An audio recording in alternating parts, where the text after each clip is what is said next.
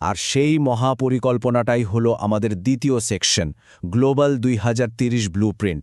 এটা কোনো একটা দেশের ভাবনা নয়, বরং ওই জট পাকানো সমস্যাগুলোর বিরুদ্ধে গোটা পৃথিবীর একটা সমন্বিত পদক্ষেপ। এই প্ল্যানটার একদম কেন্দ্রে আছে 17টা সুস্পষ্ট লক্ষ্য। হ্যাঁ, 17টা। আর এই 17টা লক্ষ্য কিন্তু আলাদা আলাদা কোনো প্ল্যান নয়, বরং এগুলো একটা মাত্র ইউনিভার্সাল বা সার্বজনীন পরিকল্পনার অংশ। আর এটাই সবচেয়ে গুরুত্বপূর্ণ বিষয়। এটা শুধু গরিব বা উন্নয়নশীল দেশের জন্য নয়, এটা পৃথিবীর প্রত্যেকটা দেশের জন্য একটা রোডম্যাপ। আর হ্যাঁ, এই বিশাল পরিকল্পনার একটা নির্দিষ্ট ডেডলাইনও আছে কিন্তু 2030 সাল। মানে ঘড়ির কাঁটা ঘুরছে, যা এই পুরো উদ্যোগটাকে আরও জরুরি করে তুলেছে।